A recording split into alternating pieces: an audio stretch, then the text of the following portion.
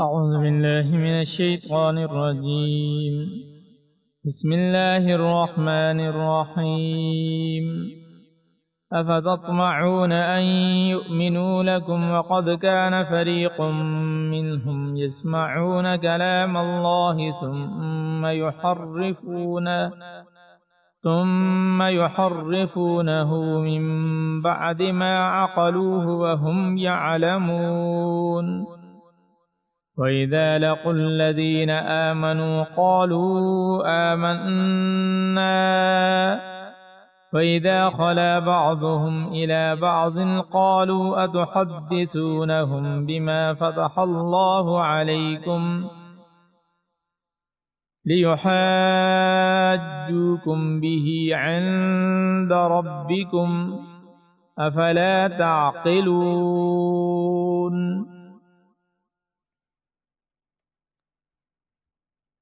اے مسلمانوں، کیا اب بھی تمہیں یہ لالچ ہے کہ یہ لوگ تمہارے کہنے سے ایمان لے آئیں گے؟ حالانکہ ان میں سے ایک گروہ کے لوگ اللہ کا کلام سنتے تھے، پھر اس کو اچھی طرح سمجھنے کے بعد بھی جانتے بوجھتے اس میں تحریف کر ڈالتے تھے۔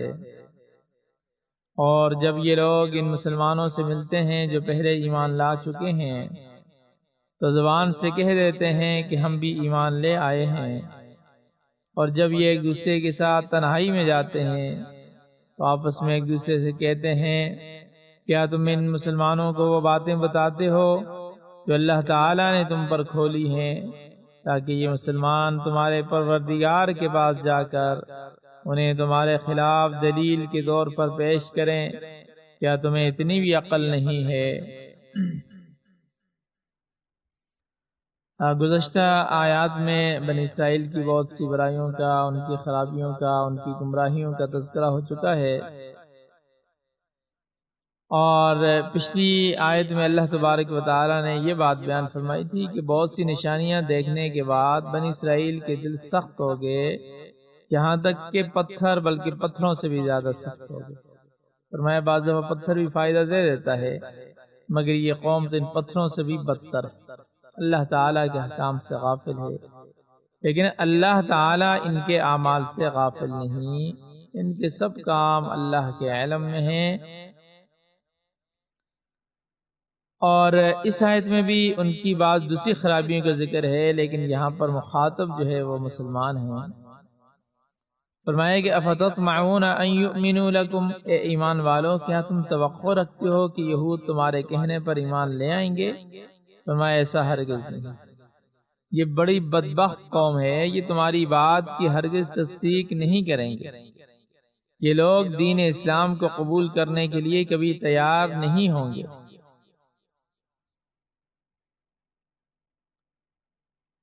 کیونکہ یہودی جو تھے وہ ان کا ایمان نہ لانا وہ ضد اور ہٹ درمی کی وجہ سے تھے۔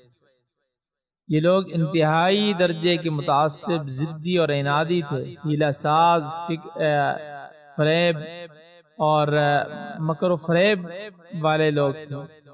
دنیا کی خاطر دین کو بگاڑ دینا ان کا ایک عام مشغلہ تھا، لہذا ان سے کسی بھی قسم کی توقع نہ رکھو۔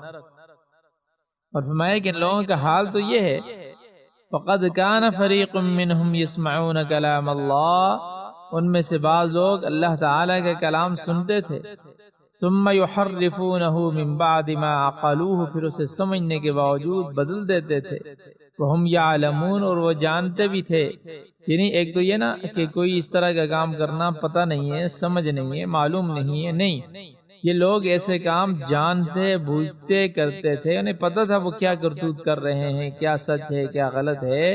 اللہ نے اسی وجہ سے فرمایا یعرفونہ کما یعرفون ابناءہم، یہ آپ صلی اللہ علیہ وسلم کو ایسے جانتے ہیں جیسے کوئی آدمی اپنے بیٹے کو جانتا ہے، جاننے کے باوجود وہ اس طرح کرتے تھے۔ تو گویا کہ وہ اللہ تعالیٰ کی کتاب تورات میں جو تحریف کرتے تھے، اس میں رد و بدل کرتے تھے، وہ جان بوجھ کر کرتے تھے۔ اور یہاں پر یہ جو فرمایا کہ یحرفون و تحریف کا جو واقعہ ہے، اس میں ایک تو اس واقعے کی طرف اشارہ ہو سکتا ہے کہ جب موسیٰ علیہ السلام 70 آدمی کوئی طور پر ساتھ لے کر کے، اور واقعہ گزر چکا ہے پیچھے، اور پھر وہاں پر پہلے انہوں نے اللہ کی آواز سنی تو کام نہیں مانتے، پھر ان پر موت طاری ہو گئی، اور پھر وہ زندہ ہوئے، پھر واپس آئے، تو پھر واپس آ کر بھی انہوں نے کیا کہا تھا کہ اللہ نے یہ فرمایا ہے کہ جو جس قدر آسانی سے عمل ہو سکے کر لینا، باقی چھوڑ دینا۔ یہ تحریف اپنی طرف سے بات ملا دی۔ تو ایک تو یہ بھی تحریف، اور اسی طرح حضور نبی کریم صلی اللہ علیہ وسلم کے زمانے میں بھی اہل کتاب خصوصاً یہود کی تحریف کی بھی کئی مثالیں موجود ہیں، کہ ایک تو یہی کہ وہ حضور صلی اللہ علیہ وسلم کے بارے میں واضح نشانیاں تورات میں موجود ہونے کے باوجود، واضح علامات، بالکل واضح ان کو پتہ تھا کہ یہ نبی برحق ہے، لیکن ضد، تعصب اور عناد کی وجہ سے، بغض کی وجہ سے وہ ان صحیح بات بتانے کے لیے بھی تیار نہیں تھے، اور جن کو پتہ تھا وہ ماننے کے لیے بھی تیار نہیں تھے، بلکہ تورات میں حضور صلی اللہ علیہ وسلم کے متعلق بیان کردہ نشانیوں کو چھپاتے تھے، اور لوگوں کو الٹی سیدھی باتیں بتا کر آپ پر ایمان لانے سے روکتے تھے۔ اس وجہ سے فرمایا کہ ایمان والوں کو سمجھایا جا رہا ہے کہ یہود سے یہ توقع نہ رکھو کہ تمہاری تبلیغ سے یہ لوگ ایمان لے آئیں گے، یہ تو سخت قسم کے ہر درم لوگ ہیں، جانتے بوجھتے ہوئے بھی یہ لوگ راہ راست سے دور ہی رہیں گے۔ اسی وجہ سے نبی کریم صلی اللہ علیہ وسلم نے فرمایا اس وقت یہودیوں کے 10 بڑے عالم موجود ہیں۔ آپ صلی اللہ علیہ وسلم کے زمانے میں یہودیوں کے 10 بڑے عالم تھے، اور فرمایا کہ اگر یہ 10 آدمی ایمان قبول کر لیں تو کوئی بھی یہودی باقی نہ رہے، سب کے سب ایمان لے آئیں گے، مگر یہ عالم اپنی حد درمی پر قائم رہے۔ ان میں سے صرف ایک آدمی حضرت عبداللہ ابن سلام رضی اللہ تعالی عنہ نے ایمان قبول کیا، انہوں نے، باقی سب کے سب اپنی ضد پر اڑے رہے۔ اور نصارہ کا بھی، یعنی عیسائیوں کا بھی یہی حال ہے کہ حضور صلی اللہ علیہ وسلم کے بعد صدیاں 1500 سال گزر گئے، مگر انہوں نے آج تک انہیں تسلیم نہیں کیا۔ اور اسی وجہ سے آپ علیہ السلام کے ارشاد ہے کہ نصارہ اسی طرح دنیا میں موجود رہیں گے حتیٰ کہ جب حضرت مسیح علیہ السلام قرب قیامت میں نازل ہوں گے تو وہ اس وقت ان کی سرکوبی، یہ عیسائیوں کی سرکوبی کریں گے، پھر یہ دنیا سے ختم ہو جائیں گے۔ تو بہرحال اس آیت میں مسلمانوں کو ایک اعتبار سے تسلی بھی دی اور بتا بھی دیا، یعنی ہوتا ہے نا، ایک آدمی جب کسی کو بار بار دعوت دیتا ہے، وہ ایمان نہیں لاتا، دل سے پریشان ہو جاتا ہے، اور آپ علیہ السلام تو بڑے حریص تھے کہ یہ لوگ کسی طرح ایمان لے آئیں، اور بار بار دعوت دینا آپ صلی اللہ علیہ وسلم کو بتا دیا۔ اور پھر آگے فرمایا کہ اہل کتاب میں سے ایک گروہ تو ایسا بھی ہے جو اعلانیہ طور پر حضور صلی اللہ علیہ وسلم کے انکار کرتا تھا اور آپ کی مخالفت کرتا تھا، لیکن ایک مختصر گروہ ایسا بھی تھا جو بظاہر تو دائرہ اسلام میں داخل ہو چکا تھا، لیکن ان کی ہمدردیاں یہودیوں کے ساتھ۔ اس آیت میں ایسے لوگوں کی تو عملی دوغلی پالیسی کو بیان کیا گیا۔ ارشاد فرمایا وَإِذَا لَقُوا الَّذِينَ آمَنُوا قَالُوا آمَنَّا، یعنی ایسے لوگ جب اہل ایمان سے، ایمان والوں سے ملتے ہیں تو کہتے ہیں ہم ایمان لا چکے۔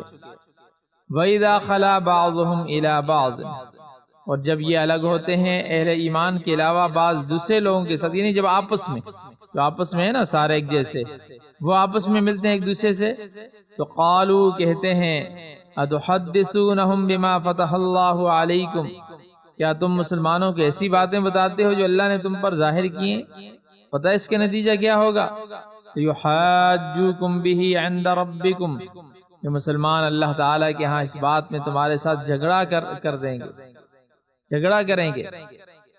یعنی اصل میں ہوتا یہ تھا کہ بعض دفعہ تورات کی بعض چیزیں وہ مسلمانوں کو بتا دیتے تھے کہ ہاں بھئی آپ کے بارے میں تو نبی آخر زمان کے بارے میں تورات میں یہ بات آئی ہے، یہ بات آئی ہے، یہ بات آئی ہے، ایمان آخری امت کے بارے میں یہ بات آئی ہے، یعنی نبی آخر الزمان صلی اللہ علیہ وسلم کی نشانیاں جو ہیں وہ بتاتے تھے۔ یہ تو تورات قرآن پاک کی تصدیق کرتی ہے۔ وہ کہتے تھے کہ ایسی باتیں ایمان والوں کو نہ بتاؤ، ایسی باتیں ایمان والوں کو نہ بتاؤ، یہ آخرت میں اسی سے تمہارے خلاف دلیل قائم کریں گے۔ کہتے تھے کہ یہ ایسی گہری بات ہے جو یہ ہمارے خلاف جاتی ہے۔ افلا تعقلون، کیا تم سمجھتے نہیں ہو؟ یعنی تمہیں اس بات کی سمجھ کیوں نہیں آتی کہ یہ چیز ہمارے حق میں نہیں ہے، ہمارے خلاف۔ آگے اللہ تبارک و تعالی نے فرمایا کہ ان کی یہ ہوشیاری کسی کام نہیں آئے گی۔ کیوں؟ کیونکہ اولا یعلمون ان اللہ یعلم ما یسرون وما یعلنون، کیا یہ نہیں جانتے کہ اللہ تعالیٰ ان کی ہر اس بات کو جانتا ہے جو یہ چھپاتے ہیں، جو کچھ یہ ظاہر کرتے ہیں۔ وہ سمجھتے تھے کہ منافقت چلا کر چکر چلا کر جو ہے وہ اہل کتاب اور اہل ایمان یعنی یہودیوں کے ساتھ اور مسلمانوں کے ساتھ اپنے دونوں کے ساتھ تعلقات برقرار رکھ سکیں گے، دونوں سے فائدے اٹھا لیں گے، لیکن اللہ نے فرمایا کہ نہیں، ایسا نہیں۔ اللہ نے ان کا پردہ فاش کر دیا اور فرمایا کہ یہ لوگ بے ایمانی کر رہے ہیں، احکام کی غلط تعبیریں کر رہے ہیں۔ اللہ تعالیٰ ہر چیز کو جانتا ہے، ان کی کوئی چال، ان کا کوئی مکر و فریب کامیاب نہیں ہوگا۔ اور پھر فرمائے کہ یہودیوں میں تحریف اور منافقت تو عام لوگوں کی بیماری، یعنی یہ ان لوگوں کی خصلت تھی، تحریف کرنا، منافقت سے کام لینا، جو تھوڑا بہت علم رکھتے تھے۔ ان کے علاوہ بعض لوگ ایسے بھی تھے وَمِنْهُمْ أُمِّيُّونَ لَا يَعْلَمُونَ الْكِتَاب، جو بالکل ان پڑھ تھے۔ وَمِنْهُمْ، ان میں سے، امیون ان پڑھ، لا يعلمون الکتاب، وہ کتاب کا علم بالکل نہیں جانتے۔ فرمایا ایسے لوگوں کا حال یہ ہے کہ وہ کچھ نہیں جانتے الا امانیہ، سوائے چند امیدوں کے، چند خود ساختہ آرزوؤں کے، جن کے ذکر آگے آئے گا۔ مثلا یہودیوں کے ایک عقیدہ یہ تھا کہ ہم یہودی جہنم میں جا ہی نہیں سکتے۔ وہ کہتے ہیں جنت بنی ہی یہودیوں کے لیے ہے اور جہنم جو ہے وہ باقیوں کے لیے بنی ہے۔ اور اسی طرح آگے آئے گا ان کے عقیدہ یہ بھی تھا کہ بالفرض اگر ہم جہنم میں چلے بھی گئے تو ہم صرف 40 دن، جتنے دن ہم نے بچے کی عبادت کی تھی وہ ہم جہنم میں رہیں گے، بس پھر ہمیں جنت میں بھیج دیا جائے گا۔ اس طرح کے ان کے عقیدے تھے۔ مثلا ایک یہ تھا حضرت ابراہیم علیہ السلام دوزخ کے دروازے پر کھڑے ہوں گے اور قیامت کے دن کسی یہودی کو جس نے ختنہ کی ہوگی اسے جہنم میں نہیں گرنے دیں گے۔ تو اس طرح کی بنی اسرائیل کے جاہل اور ان پڑھ قسم کے لوگ اس طرح کی آرزویں لیے بیٹھے تھے، بلکہ ان کے ایک عقیدہ یہ بھی تھا کہ عربوں کا، آگے آئے گا قرآن میں یہ، کہ عربوں کا مال ہضم کرنے میں کوئی گناہ نہیں ہے، یعنی لہٰذا یعنی عربوں کا جو مال ملتا ہے وہ کھا لو، وہ تمہارے لیے حلال ہے۔ سود کو حلال کرنے کے لیے طرح طرح کی تعویلیں کرتے تھے، رشوت کو جائز قرارتے تھے۔ اور یہ صرف یہودیوں میں نہیں تھی، آج ہمارے مسلمانوں کے اندر بھی یہ ساری کی ساری جھوٹی آرزویں اور جھوٹی امیدیں اور جھوٹی تمنائیں موجود ہیں۔ ہم تو پیروں کی اولاد ہیں، ہم تو کچھ بھی کر لیں ہم تو جنت میں جائیں گے، ہم تو، ہماری نسبت فلاں کی طرف ہے۔ اور پھر اسی طرح حلال کو حرام کرنا اور بہت سی ایسی چیزیں یہ ساری کی ساری آج ہمارے مسلمانوں میں بھی موجود ہیں۔ اور پھر آگے تحریف ہی کے بارے میں، یعنی قرآن میں یہ جو تورات میں رد و بدل کرتے تھے اسی کے بارے میں فرمایا کہ فَوَيْلٌ لِّلَّذِينَ يَكْتُبُونَ الْكِتَابَ بِأَيْدِيهِمْ، ہلاکت ہے ان لوگوں کے لیے جو اپنے ہاتھ سے کتاب یعنی تورات لکھتے ہیں، ثُمَّ يَقُولُونَ هَذَا مِنْ عِنْدِ اللَّهِ، پھر کہتے ہیں یہ اللہ کی طرف سے ہے، گویا اپنی تحریر کو اللہ کی تحریر کی طرف منسوب کرتے ہیں۔ اس قدر ظالم لوگ ہیں۔ اور یہ تحریف کرتے کیوں ہیں بھائی؟ ان کے مقصد کیا ہے اس تحریف سے؟ لیشتروا به ثمنا قلیلا، تاکہ اس کے ذریعے تھوڑا سا معاوضہ وصول کر لیں۔ مثلا زانی کو رجم کا حکم تھا تورات میں بھی، تو اب کوئی مالدار آدمی ہوتا تو اس سے پیسے لے کر کہہ دیتے کہ نہیں، اس کا حکم یہ ہے، تورات میں یہ حکم ہے کہ ایسے شخص کا منہ کالا کرو اور گدھے پر سوار کر کے شہر میں پھراؤ، یہ زیادہ سے زیادہ کوئی جرمانہ کر دو، اس طرح اس کی جان بچا لیتے تھے۔ اسی طرح ان کے لیے یعنی مالدار آدمی کے لیے مسئلہ کچھ اور ہوتا تھا، غریب کے لیے کچھ مسئلہ اور ہوتا تھا۔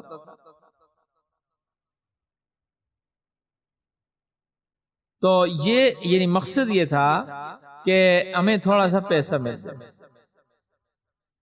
اور جیسا کہ میں نے بھی عرض کی، یہ تحریف کا والا مسئلہ بھی آج مسلمانوں میں بھی آ چکا ہے۔ آج کے دور میں بھی انصاف کی نظر سے دیکھیں تو پتہ چلے گا کہ ہماری اکثریت کے عقیدے خراب ہو چکے ہیں۔ کتنے خود ساختہ اور جھوٹے عقیدے ہیں جنہیں آج کل کے نام نہاد علماء بھی قرآن و سنت کی طرف منسوب کرتے ہیں۔ یہی تحریف فی الکتاب اور تحریف سنت میں تحریف ہے۔ کیا ہے آج؟ قبر پرستی، رسومات، عجیب عجیب قسم کی رسومات ہیں، رسمیں ہیں، بدعات ہیں۔ اب اس کے متعلق لوگوں نے حدیثیں بھی بنا لی ہیں۔ یہ بالکل یہودیوں کا طریقہ ہے جو مسلمانوں نے بھی اختیار کر لیا، کیونکہ نیکی کا معیار وہ ہے جو صرف کتاب اللہ، سنت رسول اللہ صلی اللہ علیہ وسلم یا صحابہ کا عمل، صحابہ کا قول۔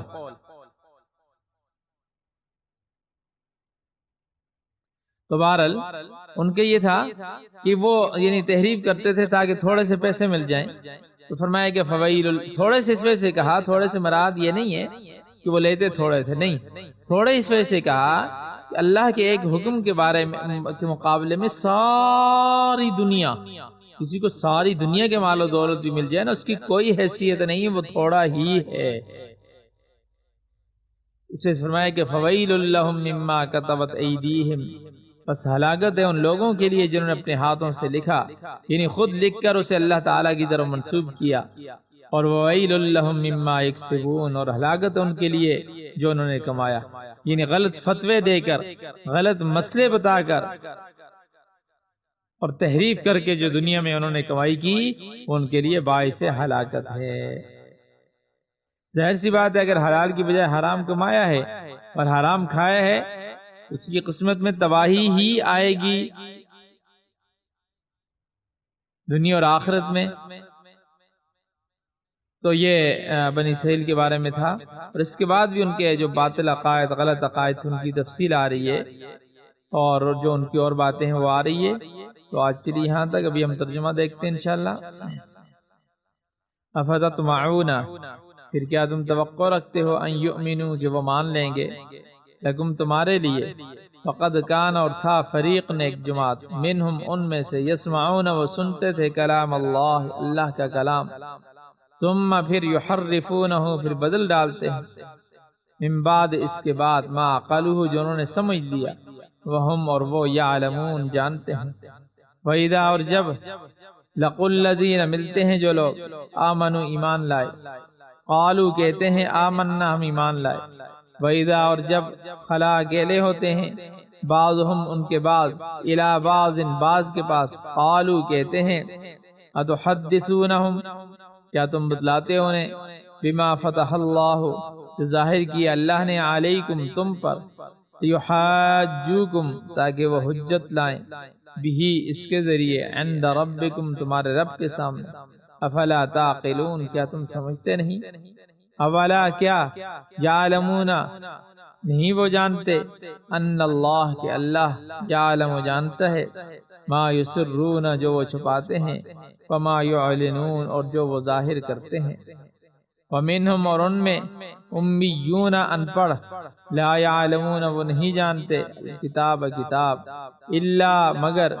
امانیہ، آرزویں، وَإِنْهُمْ اور نہیں وہ إِلَّا يَظُنُّونَ مگر گمان سے کام لیتے ہیں۔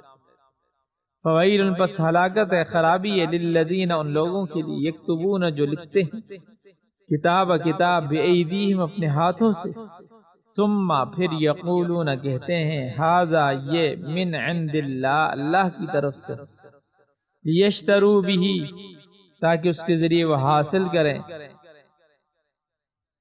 ثمنا قلیلا تھوڑی قیمت، فویل پس خرابی ہے لہم ان کے لیے مما اس سے جو کتبت لکھا ایدیہم ان کے ہاتھ، وویل اور خرابی ہے ہلاکت ہے لہم ان کے لیے مما یکسبون اس سے جو وہ کماتے ہیں۔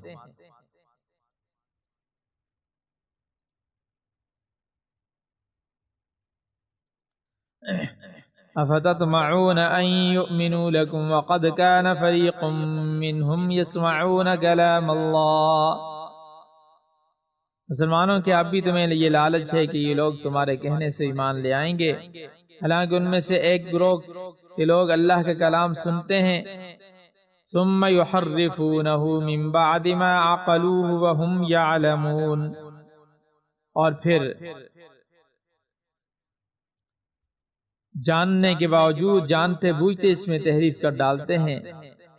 وَإِذَا لَقُوا الَّذِينَ آمَنُوا قَالُوا آمَنَّا، اور جب یہ لوگ ان مسلمانوں سے ملتے ہیں جو پہلے ایمان لا چکے ہیں تو زبان سے کہہ دیتے ہیں کہ ہم بھی ایمان لے آئے ہیں۔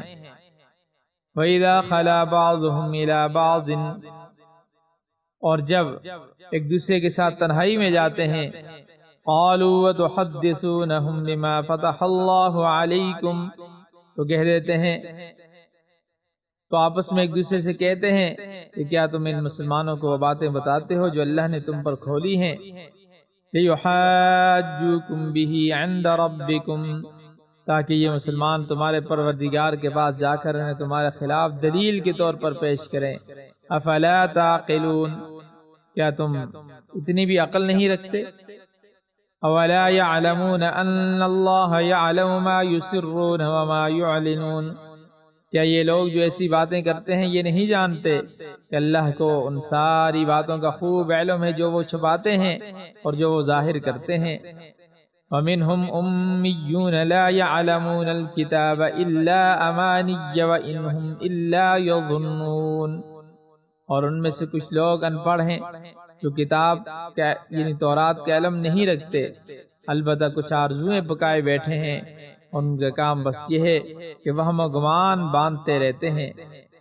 فویل للذین یکتبون الکتاب بایدیہم، پس ہلاکت ہے ان کی جو اپنے ہاتھوں سے کتاب لکھتے ہیں ثم یقولون ھذا من عند اللہ لیشتروا بہ ثمنا قلیلا، اور پھر لوگوں سے کہتے ہیں کہ یہ اللہ کی طرف سے ہے تاکہ اس کے ذریعے تھوڑی سی آمدنی کما لیں۔